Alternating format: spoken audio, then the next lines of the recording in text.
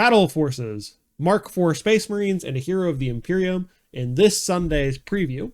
These items will go up for pre-order on June 27th and be available on July 11th. Lots of cool things. First, we have Ciapas Cain along with Jurgen, who carries a melt-a-gun. Ciapas has a chainsword here. Very nice looking models. They can be built as either a mini diorama or on separate bases. These are apparently well stocks last, so if we scroll down to the bottom real quick, they are only available well stocks last, and Ciapas Cain and the Battleforces are delayed in South Korea. So I don't know if this is supposed to be two different notes or if it is a limited run item. So if you do want this, it might be best to pre-order it next weekend.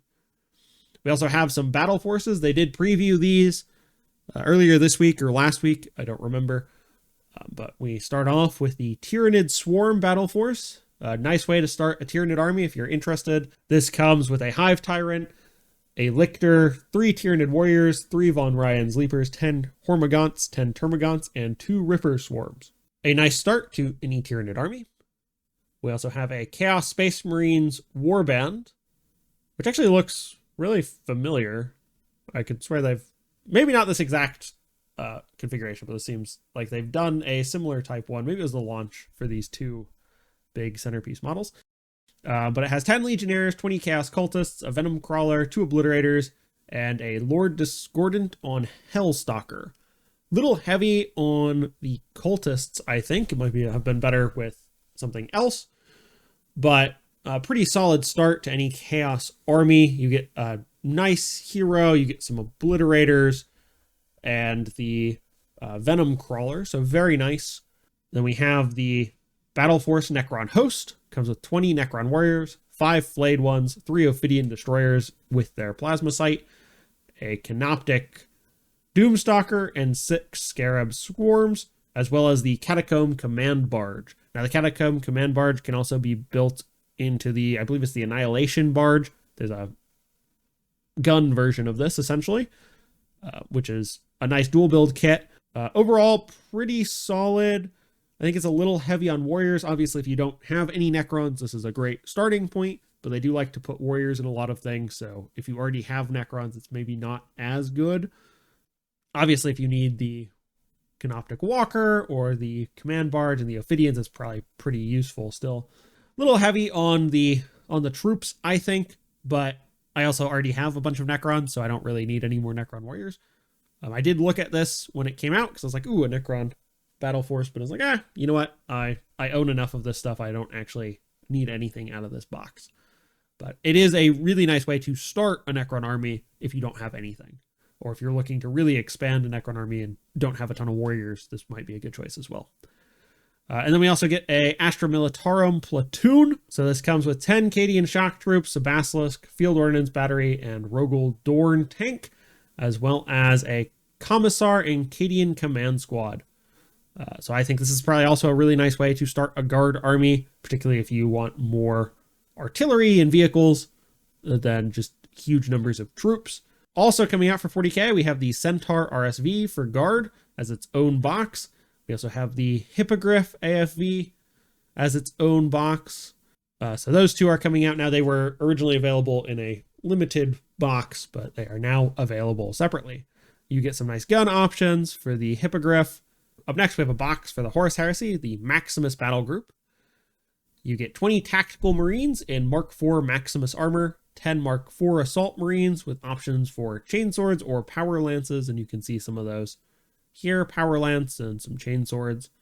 You also get a Sikaran Battle Tank and a Contemptor Dread, as well as 2 Infantry and 2 Vehicle transfer sheets. It is available only while stocks last.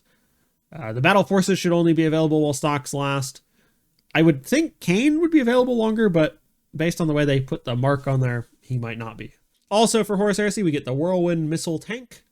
That's a cool looking tank, to be honest. You get HE or Pyrax missiles. Nice anti-infantry there. You can find rules in the Journal Tactica, Mailed Fist, Legionnaires, Astartes Super Heavy Tank. Long name for that. Also for Horus Heresy, we get the Journal Tactica Zone Mortalis with 1,500 point battle set in confined spaces. So interesting new update if you're into Horus Heresy. Then for Black Library, we get For the Emperor, an illustrated and annotated edition. This is by Sandy Mitchell.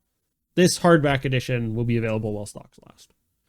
We also get a Valhallan regimental banner, also only available while stocks last, but it is a banner for the Valhallan Ice Warriors made out of cotton with a gold-colored hanger rope to hang on your wall.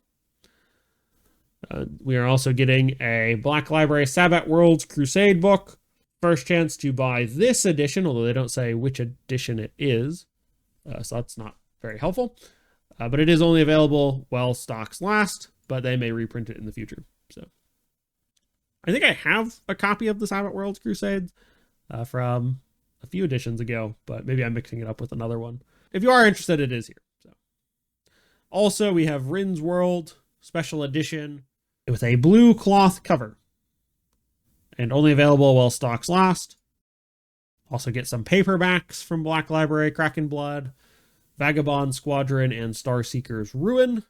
Also getting two French language books and German language books as well. And then on Warhammer TV, Scribes and Scrivener on Tuesday, Battle Report on Wednesday for our Chaos Space Marines versus Tau. Armies of Renown on Thursday, then the third and final episode of Aeronautica Imperialis on Friday. If you are interested in those, they have a Warhammer preview event on the horizon with more information coming out tomorrow on Monday the 22nd. So it'll be interesting. And then it also starts the Battle for Hive Deathmire campaign around the world.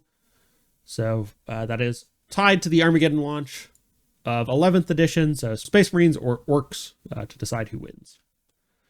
So overall, some good stuff this week for 40k, good stuff for Horus Heresy, and some books. Some pretty nice new models for Ciapas Cain.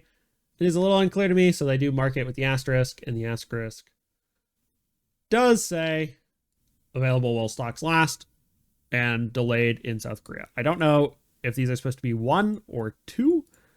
Because I would think it would be this, but I don't know. So I have no idea on that one. So we will find out. Sometimes these are limited run models, this type of thing. So if you do want it, I would suggest pre-ordering it in that case. So you aren't trying to get it on the secondhand market. The battle forces overall, I think, look good. If you are trying to get into an army, I don't know how good they are if you already have an army. So they're not, I don't think they're, based on the Necron one, I don't think they're as good if you already have a bunch of these models. Based on the Chaos Space Marines one, I would say the same. I think that holds true for the Imperial Guard and the Tyranids, but I don't know those armies well enough to say.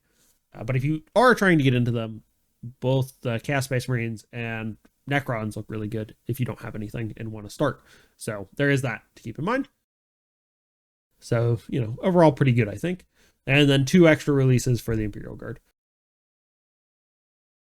And all the new Horus Heresy stuff as well. So let me know in the comments down below. Are you picking up any of the Battle Forces? Are you picking up Cain? Any of the Horus Heresy stuff? And that's all I have for this week. Thank you for watching. Don't forget to like and subscribe, and I will see you in the next one.